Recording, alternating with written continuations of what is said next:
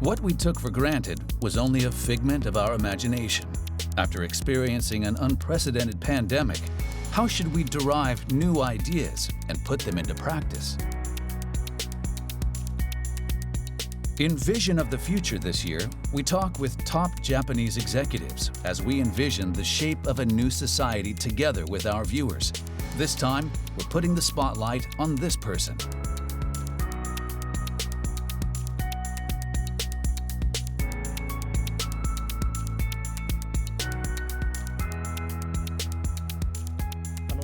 The fight against the coronavirus pandemic is still ongoing, and I'd like to ask you how the ideas of people generally have changed during this time. The first is how widespread face masks have become, not just because they're required, but because people themselves choose to wear them.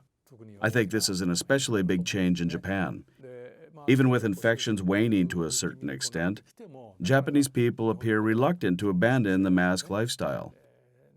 People overseas often ask why this hasn't changed, and I think there's a sort of culture here. People in Japan feel they need to be united with others, conform with others, maybe in a good way, but that's the situation. Another point is that when we talk with our own customers, they too have the mindset of wanting to know about things related to health. They believe in products that have been properly validated by technology. Generally and in a broad sense, I believe people have become more conscious about health. In the past 2.5 years, for example, we've seen the spread of remote work and the emergence of various technological innovations. In what way has Shiseido been carrying out such initiatives in its business? Speaking from our corporate principles, the health and safety of our employees is our #1 priority after all. So, from very early on, we adopted a system to allow everyone to be able to work online from their homes right away. Initially, there were concerns about how productive work would actually be and whether tasks could be completed on time without delay. But we hardly had any problems in that regard. And from the perspective of Shiseido's business, it just wasn't practical for our beauty consultants who interface with customers at stores, our factory workers and research and development staff to just stay at home the whole time. In that sense, it was clear that the work styles of our employees were very diverse. And given that, we implemented a flexible system that took into account the best timing for those employees to work depending on their position and home environment. I believe this will become even more important in the future. With this pandemic, people weren't able to go out, and visitors from overseas who came to Japan to buy Shiseido products completely stopped traveling. I imagine it must have been quite a shock, but how did you deal with this situation? In terms of the impact on our business, it was tremendous.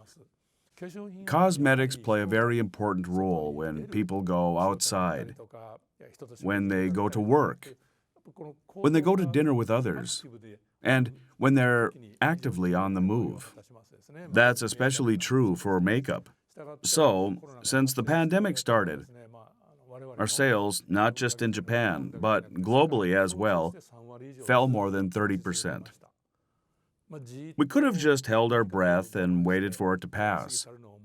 But we wanted to overcome this crisis and transform into an even stronger company. And the first thing we did was ask all of our employees to think about what they could do, what they should do in this pandemic.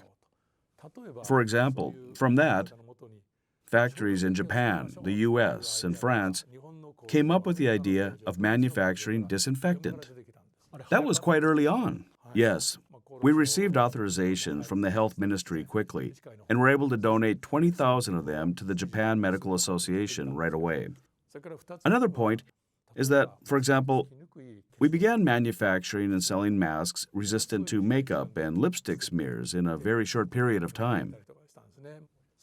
The third point is that from a slightly longer view, we have businesses and brands that are growing tremendously, and those that are stagnating and not going too well.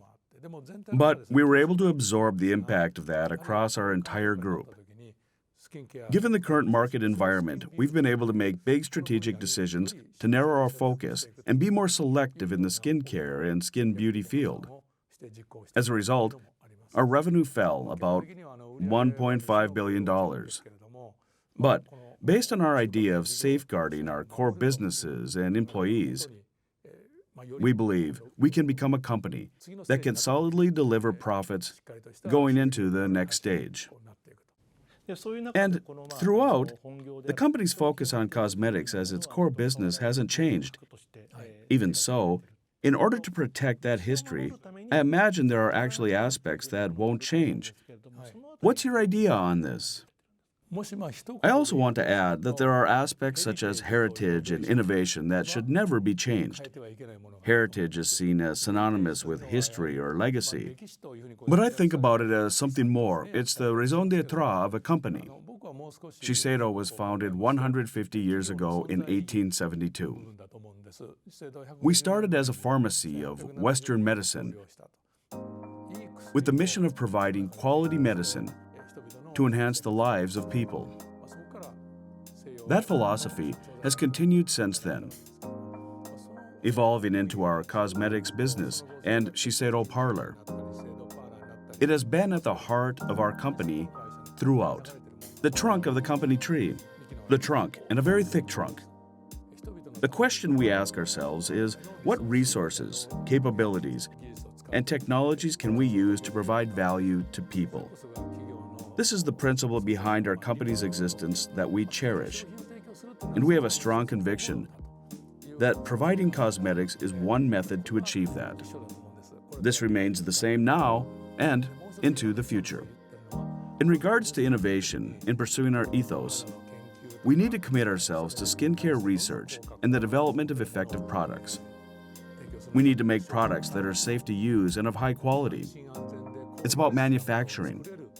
This is something we've cultivated throughout our history. These two aspects are at the core of our company, which we will continue to pursue and strengthen. Shiseido is celebrating the 150th anniversary of its founding this year, and the cosmetics industry is extremely competitive. The fact that the company continues to thrive is testament to its strength, but what do you see as the fundamental reasons? It really is about what you described earlier as the trunk, the very core of our business, that it has never wavered and remained rooted.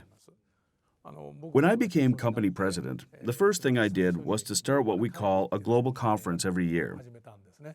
It's a meeting that brings together nearly 1,000 people from overseas in Japan to share their vision for Shiseido for the coming year. When discussing ideas with top executives from overseas, they said there's no need to talk about sales or profit targets or financial matters. That's something they can do themselves. They want to come to our head office in Tokyo to hear the philosophy of the CEO of Shiseido. They all tell me this with utmost sincerity. So, since then, my very first speech at these conferences is to put forth my vision for what kind of company Shiseido should be under the current environment and social situation, our corporate philosophy of what we are aiming for, what you could call our purpose mission. I do this every year. Employees from around the world listen with great interest. If the mission of the company isn't shared by all employees, there's absolutely no way we can identify with our own customers. Finally, I'd like to ask you to give our viewers a question to think about. Yes, we've been dealing with this pandemic for these past 2 to 3 years, and many things are changing rapidly. When thinking about the future, what won't change? Or what's universal that we shouldn't change?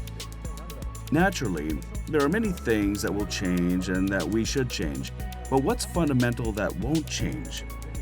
This is what I would like to ask your viewers. What's universal that won't change? Let us know your opinions and suggestions on the question raised in the program.